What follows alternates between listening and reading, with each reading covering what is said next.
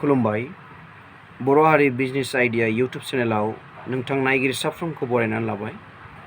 दिनै जों बे भिडिअनि गेजेरजों मोननै टपिकखौ जों सावरायगोन। मा नोंथाङा बिजनेस एबा फालांगि खालामनो सानदों नामा? एक नाम्बार पइन्ट। 2 नाम्बार पइन्टआव जोंनो फालांगि एबा बिजनेस खालामनो थाखाय बेसेबां रां नांगौ? ना गोबां रां नांगौ ना एसे रां नांगौ? जों बिनि बिसय सावरायगोन। नोंथांमोना बे आंनि बर' हारि बिजनेस आइडिया यूट्यूब चेनेलखौ नायलांबाय थादो, जाहाथे नोंथाङा नोंथांनि फालांगि खालामनायाव एबा नोंथाङा नोंथांनि फालांगिखौ स्टार्ट खालामनायनि सिगां बे पइन्टफोरखौ जुदि बुजिनानै लायोब्ला नोंथांनि फिउचारनि थाखाय गोबां मोनसे गोनांथि जागोन होननानै आं सानो। बेनिखायनो जोंनि गासैबो बर' हारि रायजो राजा आरो बर' हारिफोरा जाहाथे जोङो फालांगियाव जौगानो हायो, जाहाथे बेबादिनो माबा मोनसे फालांगि खालामनानै बियो लस जानानै खैफोदाव भुगिनाङा आरो न'खराव खस्थ' मोननाङा, बेनि थाखाय आं बे भिडिअखौ खालामनाय जादों। नोंथांमोना भिडिअखौ नायलांबाय थादो। जोङो नोंथाङा फालांगि खालामनो सानदोंब्ला नोंथाङा नोंथांनि गोसोआव थि खालामग्रो। जे फालांगिखौ नोंथाङा खालामगोन, नोंथाङा बे बिजनेसखौ नोंथाङा साननानै लाग्रो। XYZ जिखुनु फालांगियानो खालामा मानो नोंथाङा नोंनि गोसोआव थि खालामग्रो आरो नोंथाङा साननानै लानांगोन जे आं बे फालांगिनि गेजेरजोंनो आंनि फिउचारनि जेनाखि जेनेरेसन एबा आंनि न'खरखौ आं बेजोंनो खुंलांगोन एबा दालांगोन होननानै नोंथाङा एक नाम्बाराव सानग्रोनांगोन। नोंथाङा जिखुनु फालांगियानो खालाम, माबा मोनसे जेनेरेल स्ट'र जेरै संख्रि बानलु दखान, बेबादिनो नाना रोखोम माइरं दैरं, बेबादिनो नाना रोखोम मैगं थाइगं, गोबां बेबादिनो फालांगि दङ। बेनिखायनो जिखुनु फालांगियानो मानो XYZ होनदों आरो जायखिजाया फालांगियानो नोङो मावा मानो नोंथाङा थि खालामग्रो। बिनि उनाव नोङो मोनसे फालांगिखौ नोङो सायख'नानै नोंथाङा बेयाव आगान होनो हागोन। दानिया 2 नाम्बाराव जोङो गोबां दिनै जों नुनो मोनो जोंनि बर'फोरखौ, आंनि मेगनावबो नुनो मोनो गोबां बेबादिनो मास मोननै मोनथाम बोसोरसे बोसोरनै होनानै बेबादिनो गोबां खस्थ'जों बिजनेसखौ सालायनायनि गेजेरजोंब्लाबो माखासे टेकनिक रोङैनि जाहोनाव बिथांमोना खस्थ' भुगिनाङो। रेन दाहार लानानैब्लाबो बेबादिनो बियो फालांगिखौ खालामनाङो। दा बिनि थाखायनो आङो जाहाथे बे भिडिअनि गेजेरजों एसेब्लाबो जोंनि जायफोर फालांगि खालामनो सानदों बिथांमोननि गोसोआव एबा मेलेमाव बेबादि मोनसे रोंगौथि एबा साननाया बे आंनि मटिभेसनजों बिथांमोना मोनसे क्लियार जायो। आं बेखौ जोंनि गासैबो बर' हारि रायजो राजा साफ्रोमनिसिम आङो बे भिडिअखौ बानायनाय जादों। नोंथांमोना जोबजासे नायलां बे भिडिअखौ नायनायनि गेजेरजों, जाहाथे नोंथांनि जिबनाव बेबादिनो फालांगि खालामनायनि गेजेराव नोंथाङा माबा मोनसे लाब जायो। दिनै जोङो फालांगि खालामनो सानदोंब्ला फालांगि खालामनायाव जोङो गोबां रांनि गोनांथि गैया। जोंनि बर'फोरनि गेजेराव गोबां भुल दं। जोङो फालांगि खालामनो सानोब्ला गोबां रां नांगौ होननानै जोङो सानो, नाथाय गोबां रांनि गोनां गैया। नोंथाङा जुदि 1 लाख 2 लाख 3 लाख 4 लाख 10 लाख जेसेखि राङानो गारा मानो नोंथाङा जुदि नोंथांनि टेकनिकखौ जुदि नोंथाङा बाहायाब्ला, जेसेखि रां बाहाया मानो बियो आस्थे आस्थेयैनो फैमाल जालांगोन एबा नस्थ' जालांगोन। नोंथाङा नोंथांनि बिजनेसखौ खालामनो थाखाय 1000 जोंबो हायो, 10,000 जोंबो हायो, 1 लाख थाखाजोंबो हायो, 10 लाख 20 लाख थाखाजोंबो हायो। नाथाय जाय मानसिया बे दिनैनि बे भिडिअखौ नायनानै नोंथांमोना गावनो स्टाडि खालाम आरो नोंथांनि गोसोआव एसे साननानै नोंथाङा स्टाडि खालामनानै नाय।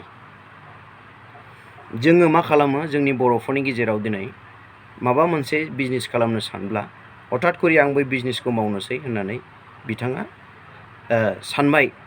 थिगैनो दं साननाया बिथांनाबो, नाथाय बिथाङा मोनसे भुलावनो बियो गोबां खस्थ' भुगिनाङो।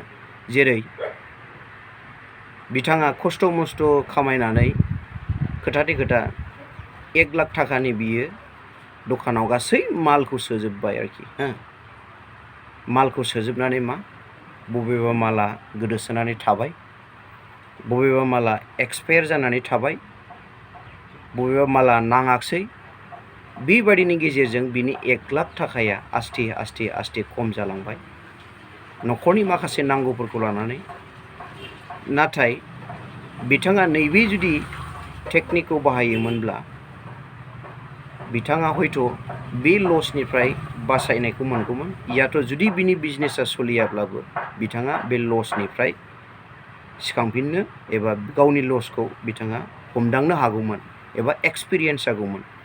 जेरै नोंथांनि सिपियाव जुदि नोंथाङा जुदि बिजनेसखौ खालामनो सानदोंब्ला नोंथाङा आं गोरलै एमाउन्टजों मोनसे नोंखौ एग्जाम्पल होनोसै नोंथांमोननि सिगाङाव 90,000 एबा 90,000 जुदि नोंथाङा खस्थ' मस्थ' खामायनानै जमा खालामनानै आङो बेजों फालांगि खालामनोसै होननानै सानबाय, एबा नोंथाङा मोनसे फालांगिखौ थि खालामबाय, आं बेखौ होनानैनो आङो जालांनोसै होननानै नोंथाङा सानबाय। नाथाय बिनि टेकनिकआ बेबायदि जानांगोन, नोंथांनाव जे 90,000 दङ, नोंथाङा बे 90,000 जों बै जायफोर हलसेलार बिसोरनाव थांनानै खेबसेनो मालखौ नोंथाङा दालाय। नोंथाङा खेबसेनो बै हलसेलाव थांनानै नोङो नोंनि 90,000 थाखानि मालखौ नोंथाङा दालाय। नोंथाङा मा बे नोंनि 90,000 थाखाखौहाय एबा नोंनि 90,000 रांखौ नोङो 3 भाग एबा 3 डिभाइड खालाम। बे रांखौ 3 डिभाइड खालामनानै नोंथाङा 90,000खौ 3 डिभाइड खालामोबा बेसेबां जायो? 30,000 30,000 30,000 3 into 9 90,000। नोङो फार्स्ट स्टार्टिङाव जेब्लानाखि नोङो दखानखौ अपेनिं खालामगोन, नोंथाङा 90,000नि मालखौ दालाय, नोंथाङा 30,000नि मालखौ बै हलसेलनिफ्राय लायनानै नोंथाङा नोंनि गलाखौ स्टार्ट खालाम।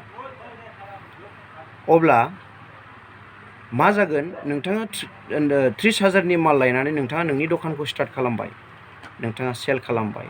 सेल खालामनायजों लोगोसे नोंथांनि एक्सपिरियेन्सआ नोंथांनि एरियायाव माबायदि मानसि दं, माबायदि केटेगरिनि मानसि दं, माबायदि प्रडाक्ट, हाइ क्वालिटिनि प्रडाक्ट नांगौ ना ल' क्वालिटिनि प्रडाक्ट नांगौ ना मिडिल क्वालिटिनि प्रडाक्ट नांगौ, नोंथाङा बेखौ आस्थे आस्थे आस्थे नोङो नोंनि एरियाखौ मोनसे बुजिनो हानाय मिथिनो हानाय गोहोआ नोंनाव फैजेनगोन।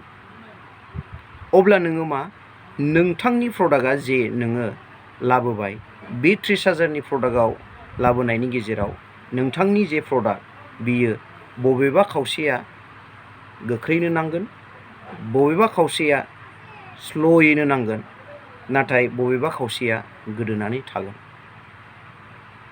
दा जुदि नोंथाङा अब्लासिमाव नोंथाङा बुजिनो हागोन जे आंनि गलायाव नैबेबायदि प्रडाक्टआ एकदम स्पिडै खारगासिनो दं, बियो रिक्वायरमेन्ट दं। अब्ला नोंथाङा नोंनि जेनाखि बै 60,000 बेलेन्स एबा 90,000निफ्राय जे नोङो 60,000खौ नोङो बासायनानै दोनदोंमोन, बिनिफ्राय आरोबाव नोङो जे माला कन्टिनिउ एबा रेगुलारलि स्पिडै नांगासिनो दङ, नोंथाङा बे मालखौ बेयाव हलसेलाव थांनानै आंनो बेबायदि मालखौ नांगौ, नोंथाङा गोख्रैनो हर। स' नोंथाङा बेबायदि पारचेस खालामनो हागोन आरोखि।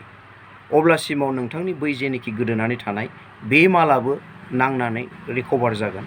आरोबाव बेबादिनो नोंथांनि गलायाबो बैनि एसे नांनायनि गेजेरजों आरोबाव नोंथांनि गलायाव जे माल प्रडाक्टफ्रा एभेलेबेल जागोन आरोखि। आरोबाव बिनिफ्राय नोंथाङा मोनसे खोथाखौ नटिस खालामनांगोन जे नोंथांनि गलायाव माबायदि क्वालिटिनि माला सेल जादों, माबायदि केटेगरिनि बुस्थुफ्रा बांसिन नांगौ, बेखौ नोंथाङा नोजोर लाखिनांगोन। आरोबाव नोंथाङा बै जेनोखि नोंनि 30,000 बेलेन्स दंबावो नोंथाङा बेबादि केटेगरिनि मालखौ बे 30,000 बेलेन्सजों आरोबाव लायबावनो हागोन। बिनिफ्राय नोंथांनि जेनोखि आगोलनि जेनोखि स्टकआव गोदोसोनानै दंमोन नोंथांनि बे मालनि फैसायाबो सिखारफिनगोन आरो जे स्पिड नांनाय बे नांनाय मालफ्राबो बेनि जेनोखि एमाउन्ट बेबो गबोगोन। बेबादिनो मोनसे सार्कोल जायो आरोखि बिजनेसावहाय। जोङो मा खालामो खेबसेनो जोङो 90,000 लायोमोनब्ला जोंहा बाव खैफोद दङमोन।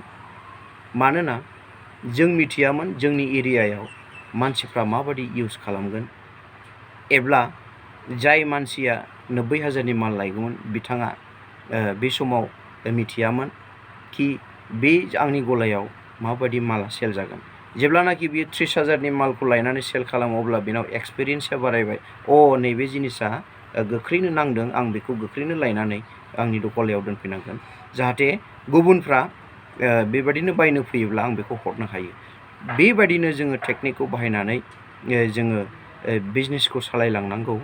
बेनिखायनो जायखिजाया जिनिसावनो नोंथांमोना इनभेस्ट खालामा मानो नोंथांमोना बेखौ नोजोर लाखि आरो नोंथांमोना गोसो हो।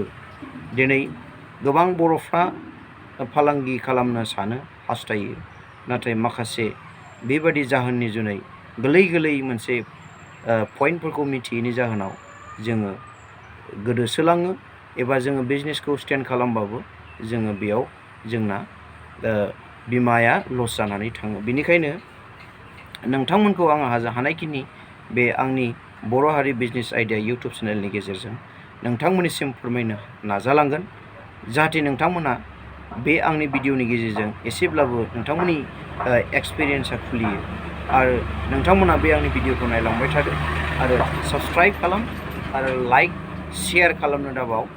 मानोना गोबां खस्थ'नि गेजेरजों बे भिडिअखौ बानायो। बेनिखायनो नोंथांमोना बे आंनि भिडिअखौ जाहाथे जोंनि बर' हारिफ्रा नुनानै एसेब्लाबो जाहाथे बे बिजनेस मावनायाव एक्सपिरियेन्सखौ मोनो आरो गावनि एक्सपिरियेन्सजों लोगोसे बियो मोजां मावफुंलांनो हायो। गोजोन्थों।